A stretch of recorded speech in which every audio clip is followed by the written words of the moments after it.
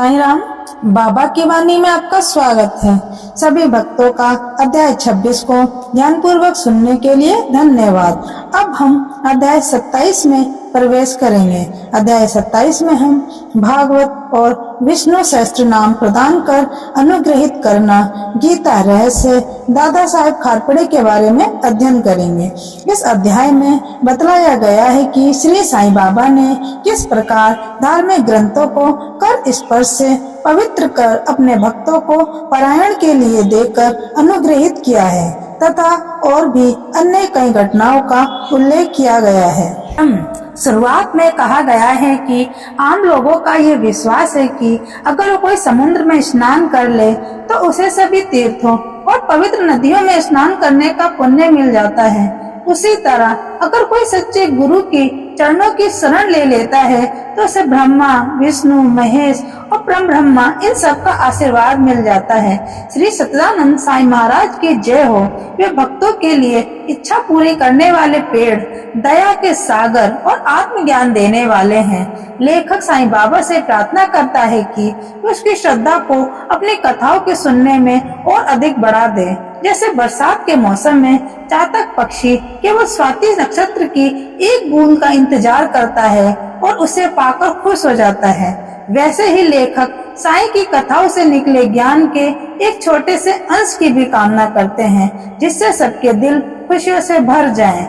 वह कहता है, ऐसा भाव जगाओ कि शरीर में रोमांच हो, आंखों में आंसू भर आए, मन एकाग्र हो जाए और हृदय भक्ति से भर उठे। सबके अंदर प्रेम और एकता आ जाए, आपसी झगड़े और ऊंच नीच का भाव खत्म हो जाए, ताकि सब साईं भक्ति में रो पड़े और सच्चे प्रेम से झूम उठे। अगर ऐसे सात्विक भाव किसी के मन में आने लगे तो समझना चाहिए कि ये गुरु की कृपा के लक्षण है। जब ये भाव प्रकट होते हैं तब गुरु प्रसन्न होकर शिष्य को आत्मज्ञान की राह पर ले जाते हैं। आखिर में बताया गया है कि इस माया रूपी संसार से मुक्त होने का सबसे सरल और सच्चा उपाय है पूरी श्रद्धा से केवल श्री साईं बाबा की शरण में जाना। वेद और वेदांत भी हमें माया से नहीं छुड़ा सकते। ये कार्य केवल सच्चे गुरु ही कर सकते हैं। वही हमें सब जीवों में ईश्वर को देखने की दृष्टि देते हैं। पवित्र ग्रंथों का प्रदान। पिछले अध्याय में बताया गया था कि श्री साईं बाबा की शिक्षा देने की शैली बहुत अलग और नई थी। इस अध्याय में उसका एक उदाहरण बताया गया है। जब भी भक्त लोग कोई पवित्र ग्रंथ पढ़ने के लिए लाते तो वह पहले उसे साईं बाबा को भेंट करते। अगर बाबा उस ग्रंथ को अपने हाथ से छू लेते और वापस दे देते तो भक्त उसे बड़ी श्रद्धा से स्वीकार करते थे। उनका विश्वास होता था कि अगर वे उस ग्रंथ का रोज पाठ करेंगे तो साईं बाबा हमेशा उनके साथ रहेंगे। एक बार काका महाजनी नाम के एक भक्त श्री एकनाथी भागवत नाम का ग्रंथ लेकर शिरडी आए। वे सामा नाम के व्यक्ति ने वे ग्रंथ उनसे पढ़ने के लिए ले लिया और मस्जिद में बाबा के पास पहुंच गए। बाबा ने वे ग्रंथ सामा से ले लिया, उसे ध्यान से देखा, कुछ पन्ने पलटे, फिर उसे स्पर्श करके आशीर्वाद दिया और कहा, इसे संभाल कर रखो। सामा ने कहा, बाबा ये तो काका साहब का ग्रंथ है, मुझे उन्हें वापस देना है। तब बाबा बोले, नहीं नहीं, ये ग्रंथ अब मैं तुम्हें दे रहा हूँ, इसे अपने पास संभाल कर रखो, ये तुम्हारे लिए बहुत काम आएगा। कुछ समय बाद काका महाजनी फिर से उसी एकनाथी भागवत ग्रंथ की दूसरी प्रति लेकर शिरडी आए। उन्होंने भी वे बाबा को भेंट किया। बाबा ने उसे आशीर्वाद देकर छूकर वापस कर दिया और कहा, इसे भी तुम बहुत संभाल कर रखना, ये तुम्हें ऊंची और अच्छी स्थिति तक पहुंचाने में मदद करेगा। काका महाजनी ने बाबा को प्रणाम किया और उस ग्रंथ को बाबा का आशीर्वाद मानकर श्रद्धा से अपने पास रख लिया। सामा और विष्णु सहस्त्र नाम। सामा बाबा के बहुत ही करीबी भक्त थे। बाबा उन्हें एक अनोखे तरीके से विष्णु सहस्त्र नाम का ग्रंथ देना चाहते थे ताकि उन्हें उसका लाभ मिले। एक दिन एक रामदासी नाम का व्यक्ति शिरडी आया। वे हर सुबह जल्दी उठता, स्नान करता, भगवे कपड़े पहनता, शरीर पर भस्म लगाता और विष्णु सहस्त्र नाम का जाप करता था। वे रोज इसी ग्रंथ को पढ़ता और उसका पाठ करता था। कुछ दिनों बाद बाबा ने सोचा कि अब सामा को भी इस पवित्र ग्रंथ से जोड़ना चाहिए। उन्होंने एक उपाय सोचा। बाबा ने उस रामदासी को बुलाया और बोले, मुझे पेट में बहुत दर्द हो रहा है, जब तक मैं सोनामुखी की दवा नहीं खाऊंगा दर्द नहीं जाएगा। ये सुनकर रामदासी ने तुरंत अपना पाठ रोक दिया और बाजार दवा लेने चला गया। उसी समय बाबा उठे, उसके पास रखी विष्णु सहस्त्र नाम की पुस्तक उठाई और वापस अपने आसन पर बैठ गए। फिर उन्होंने वे पुस्तक सामा को दी और कहा, ये किताब बहुत मूल्यवान है और मन की इच्छा पूरी करने वाली है। मैं इसे तुम्हें दे रहा हूँ ताकि तुम रोज इसे पढ़ो। जब मैं बहुत बीमार था और मेरा दिल बहुत तेज धड़कने लगा था, तब मैंने यही ग्रंथ अपने सीने पर रखा। तब मुझे ऐसा लगा मानो खुद अल्लाह धरती पर आकर मेरी रक्षा कर रहे हैं। इसीलिए मैं ये पुस्तक तुम्हें दे रहा हूँ। तुम इसे धीरे धीरे पढ़ना, रोज कम से कम एक श्लोक जरूर पढ़ना, इससे तुम्हारा बहुत भला होगा। लेकिन सामा ने मना कर दिया। उन्होंने कहा, मुझे इस ग्रंथ की जरूरत नहीं है। इसका मालिक रामदासी बहुत गुस्सेल और हठी है, वह अभी आकर मुझसे झगड़ा करेगा और फिर मैं तो संस्कृत पढ़ भी नहीं सकता, मुझे ये समझ नहीं आएगा। सामा को लगा कि बाबा बस उनके और रामदासी के बीच झगड़ा करवाना चाहते हैं, इसीलिए उन्होंने ये नाटक किया। पर असल में बाबा का उद्देश्य अलग था। वे चाहते थे कि सामा किसी तरह विष्णु सहस्त्र नाम पढ़ने लगे। बाबा जानते थे कि भगवान का नाम का जाप इंसान को पापों से बचाता है, मन को शुद्ध करता है और जन्म मृत्यु के बंधन से मुक्त करता है। इसके लिए कोई सामग्री या कठिन नियम नहीं चाहिए, ये सबसे सरल साधन है। बाबा चाहते थे कि सामा इस साधना में लगे, इसीलिए उन्होंने ये लीला रची। ये बात भी सुनने में आती है कि बाबा पहले एक नाथ महाराज ने भी एक ब्राह्मण को विष्णु सहस्त्र नाम पढ़ने के लिए प्रेरित करके उसकी रक्षा की थी। इसलिए बाबा भी यही चाहते थे कि सामा इस ग्रंथ का पाठ करे। थोड़ी देर में रामदासी दवा लेकर लौट आया। उसी समय अन्ना चिंचीकरण जो वहाँ मौजूद थे ने सारा किस्सा रामदासी को बता दिया। ये सुनते ही रामदासी गुस्से से भर आया। ये सामा पर चिल्लाया, ये सब तुम्हारा काम है, तुमने ही बाबा से मेरा बहाना बनवाया ताकि मेरी किताब ले सको। अगर मेरी पुस्तक वापस नहीं दी तो मैं तुम्हारा सर फोड़ दूंगा। सामा ने उसे प्यार से समझाया पर वह नहीं माना। तब बाबा बोले, अरे रामदासी, ये क्या कर रहे हो, क्यों गुस्सा कर रहे हो? क्या सामा मेरा बच्चा नहीं है? तुम ऐसे व्यर्थ ही डांट रहे हो। लगता है तुम्हारा स्वभाव ही उग्र है। तुम रोज इन पवित्र ग्रंथों का पाठ करते हो, फिर भी मन अशुद्ध है।